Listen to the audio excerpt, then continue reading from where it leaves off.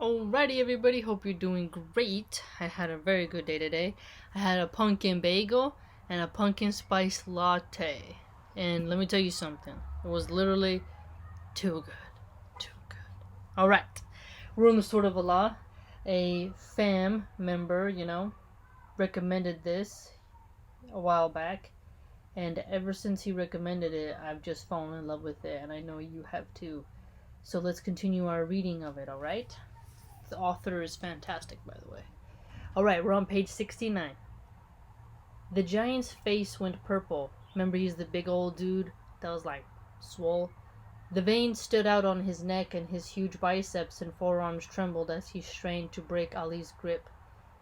But he could not move an inch. There was the quality of steel in the muscles of Ali. Okay, so Ali was just like solid as a rock then. I have touch certain people's legs, like their muscles, and it literally is just like you feel like it's so dense. No, O Amr, said Ali gently. That victory and defeat depend upon the will of God. Accept Islam.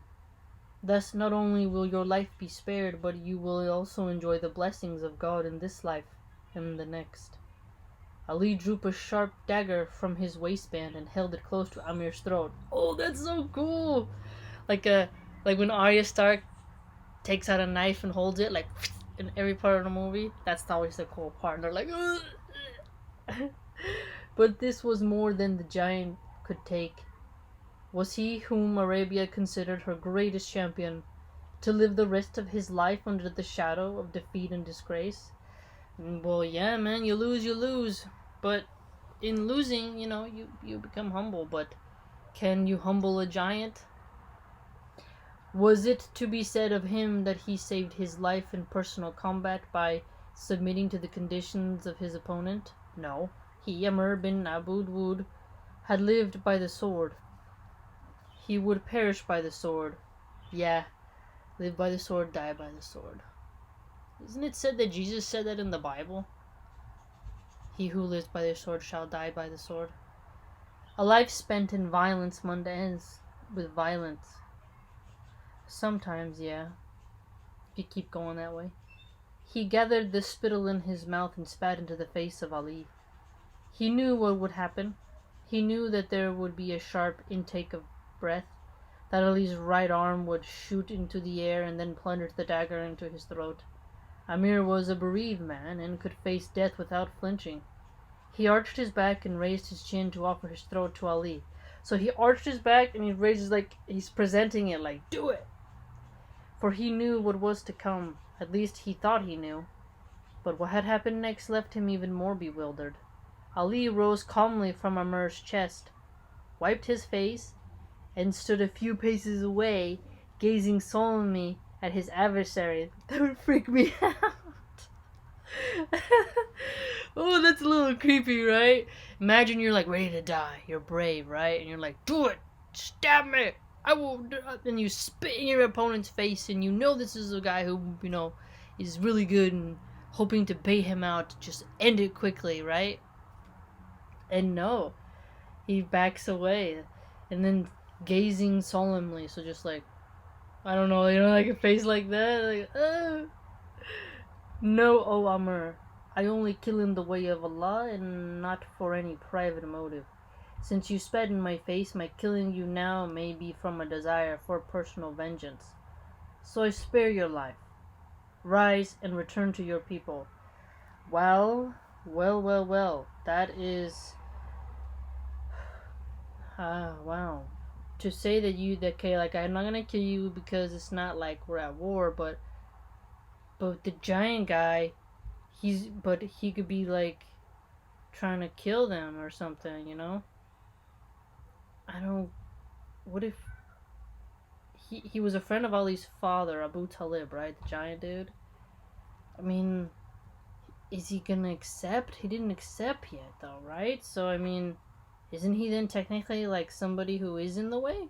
Because he's killing your crew? I'm not sure. The giant rose, but there was no question of his returning to his people a loser. He would live a victor or not at all. Intending to make one last attempt at victory, he picked up his sword and rushed at Ali. Perhaps he would catch Ali unawares. Ali had just enough time to pick up his sword and shield and prepare for the fresh assault. Well, you see, there's a lesson there then. Should you try to pardon someone who has no other option but to take you out? Is it foolish then? What if he would have pretended to take it and then he would have killed Ali? Right? You gotta be careful. Right? It's a lot of trickery that can happen. The blow which the giant now delivered in furious desperation was the most savage blow of the encounter. His sword shattered Ali's shield. Oh wow, so that must have been heavy then. But in doing so it lost its force and impetus, and could then do no more than inflict a shallow cut on Ali's temple. Okay, so it lost... Okay. Oh, okay. The wound was too slight to worry Ali. Before the giant could raise his sword again, the Zulfikar flashed in the sunlight. Okay, was that the name of the sword? I forgot. And it's... Yeah, I think so. And its tip slashed open the giant's throat. The blood of the giant gushed forth like a fountain. Wow! A straight throat cut. So Ali, he slit his throat. Wow, but after his shield was broken. What an interesting exchange. Just, wow. The blood of the giant gushed forth, just like, messy. For a moment the giant stood motionless. Then his body began to sway as if he was drunk, and then he fell on his face with a crash and lay still. Plop. The earth did not shake with the impact of that colossal body. The earth is too big, but the hill of Silla shook with the cry of Allahu Akbar that thundered from 2,000 Muslim throats. Oh, that would be cool. Do you remember when Habib when he was fighting Poirier, and like the crowd was cheering, and like how that was like really cool, like echoed. So imagine like when you hear some people love you and like they cheer something like that. It's like, okay, people might get mad if I make this comparison, but it's still very potent because it's the one I can only think of. At Trump's rallies, they'll say things like, when I watch them on the TV, because you gotta pay attention to some of them to see what's going on, they'll be like, USA, and they'll say like, 4 more years, 4 more years, and it's like, that's their own little chant. So like, and that sometimes there's like 8,000 people there who are chanting at Trump like that, like so many people chanting for him. So if you can imagine 2,000 Muslims saying that together, related to a concert. I don't know, I've never been to a concert like that, but I've been, listening to arenas that cheer for Trump. I don't know any other example besides Habib and like sports examples or politic examples. But that would be quite powerful to hear such a chant, right? The triumphant cry echoed through the length and breadth of the valley before it faded away into the stillness of the desert. That's so cool the way he said that, the stillness of the desert, because you can kind of picture it, right, as it goes out, as sound fades.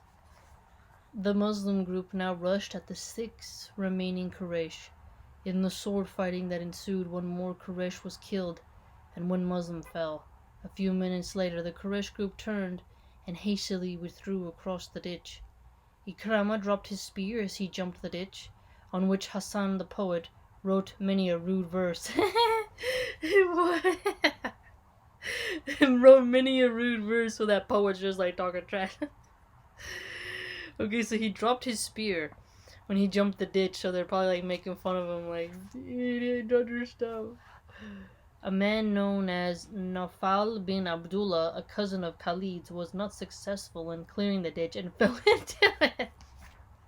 Oh, that would suck so bad. Oh, that would suck so bad. You're like, ugh! And you're like, you don't make it. Oh, the crash into that would hurt. Before he could rise, the Muslims were on the bank and hurling stones at him. Nofal wailed, "O Arabs, surely death is better than this." Thereupon obliged to blind the man by descending into the ditch and cutting off his head. Oh, whoa. He didn't want to get stoned to death, right? It's like humiliating. Falls in the ditch, gets stoned to death. Instead, slice it out. Oh my gosh, that's intense.